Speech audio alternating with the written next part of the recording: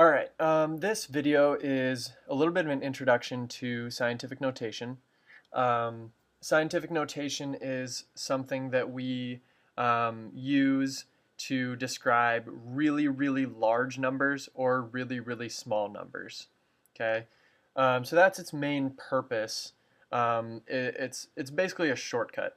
So instead of writing out a whole bunch of zeros or a really, really, really small decimal, um, we use scientific notation.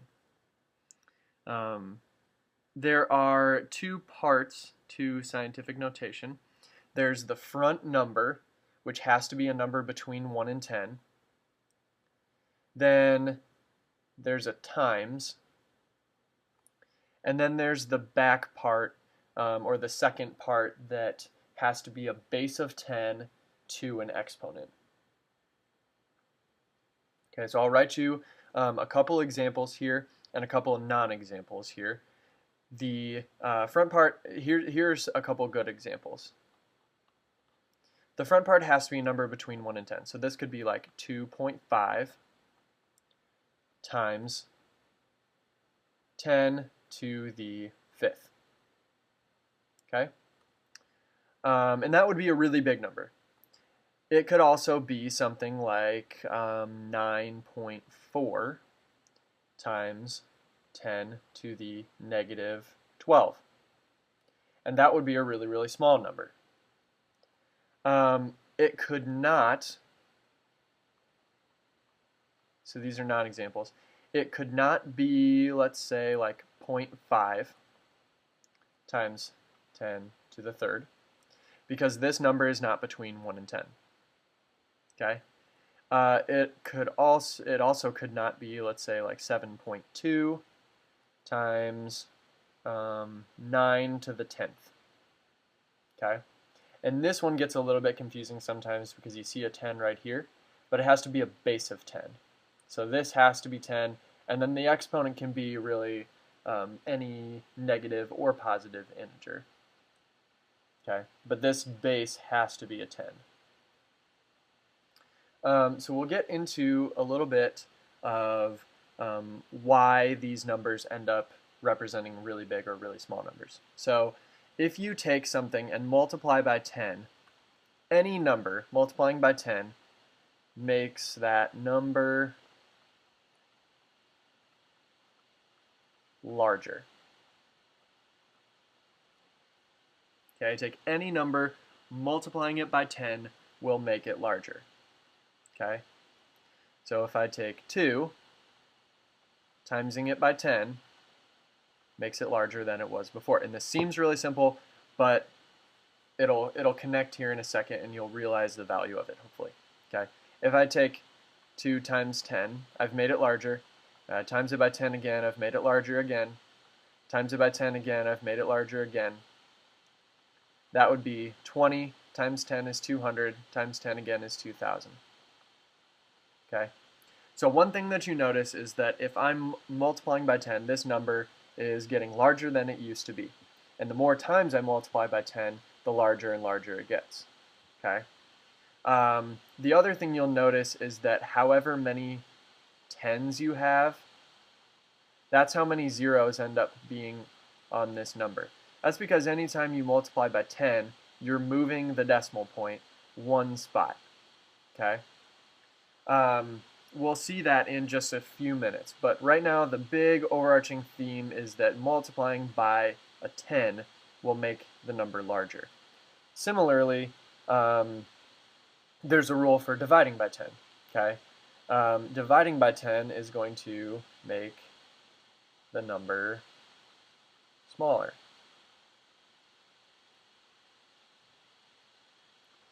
So if I take 2 and I divide it by 10, that's the same as 2 over 10, which is 0.2. If I take 2 divided by 10, divided by 10 again, that's 2 over 100, which is 0.02. Okay, if I divide by 10 again a third time, that's 2 over 1,000, which is 0.002. And what you see is these numbers are getting smaller. The more times I divide by 10, the more the smaller this number gets. Okay. There is a difference between a negative exponent and a negative number. Okay. This is a negative exponent. This is just a negative number. So this whole thing is going to be negative. This is actually a positive number. It's just a very, very small positive number. Okay? And you'll see kind of what this negative does when we do a few examples. But this number is actually, take 2, oh, I need to write it more over here. Take 2, and normally it's 2.0. And this negative 5 tells you that this number is getting smaller. We are really dividing by 10 5 times. Make sure you write that down. We're dividing by 10 5 times. So I'm taking this decimal and I'm moving it 1, 2, 3, 4, 5 spots to right there, and filling these in with zeros. So this number is actually 0.00002. Okay, and this one on the right, it's a negative number, but it's actually a pretty big negative number, and that's because this is positive. Okay, and because this is positive, it means instead of dividing by 10 5 times, I am multiplying by 10 5 times. Write that down too. Okay, so I'm multiplying by 10 5 times. So I'm taking a negative 2, and then I'm timesing it by 10, and then timesing it by 10 again, and then by 10 again, and then by 10 again, and then by 10 a 5th time. So that's taking this decimal point, and since I know that this is a huge number, multiplying by 10 gives me a really big number, I'm going to have to move this decimal 1, 2, 3, 4, 5 spots that way. And what you see here is a really big number, negative 200,000. Okay? So a negative, just to wrap this up, a negative exponent means you are actually dividing by 10. And dividing by 10 makes the number really, really small. Multiplying by 10, because this is positive, means I'm multiplying by 10. Multiplying by 10 makes the number a lot larger. It means that the number is really, really large. Okay? And that'll make sense as we see more examples. So we're going to take each of these, and we're actually going to start with 5 down here and 6, because they're directly dealing with what we just did. So first you need to recognize, before you write down anything, you need to recognize this negative exponent. Negative means I'm actually dividing by 10 4 times. Okay? Dividing by 10 is going to make this a really small number. So, in the end, my number is going to be something with some zeros and then a 1, 4. I don't know exactly how many yet, but that's a really small number. So that's what I should be expecting. So what I'm going to do is I'm going to write the original number, 1.4, and the 4 tells me, and the exponent tells me how many spots to move the decimal. I know I need to go left because this is a really small number. So the 4 tells me that I need to go exactly 4 spots. So I'm going to draw in my little loops, 1, 2, 3, 4. And this is where the decimal goes now, and I fill these in with zeros. Okay?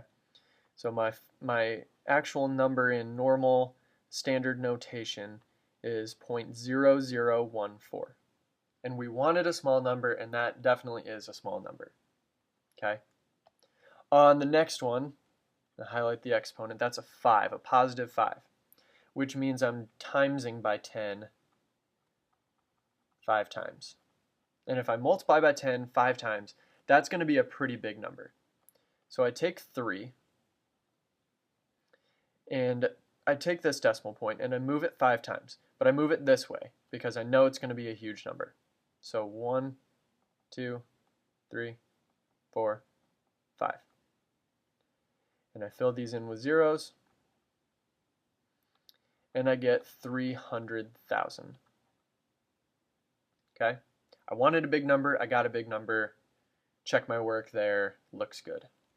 All right. Now the reverse process. So I see 510, and that's a relatively large number. Okay? And if that's a large number, that tells me that the exponent is going to be positive. Okay? So I take 510, and right now the decimal point is right here. All right? In order to be in scientific notation, we'll go back a couple slides here. This number has to be in the front between 1 and 10, and then it has to be a base of 10 with an exponent. So right now this number is not even close to being between 1 and 10. So I need to move the decimal point until it is between 1 and 10. So I can move it here and make it 51. But that's still not between 1 and 10. So that's not going to work. So I move it to here, and that is now between 1 and 10. And so I count. I moved the decimal 2 spots. Okay? So that 5.1 was after I moved the decimal 2 spots. So that means that this is the same as 5.1 times 10 to the 2, since I moved it 2 spots and I knew it had to be positive. Okay. This next one over here, it's a little bit tricky because it's already written between 1 and 10. So since it's already written between 1 and 10, I don't need to move the decimal at all. And since I moved the decimal 0 spots, that means the exponent is 0. This one is a very small number. Okay? That means that I have a negative exponent. Okay?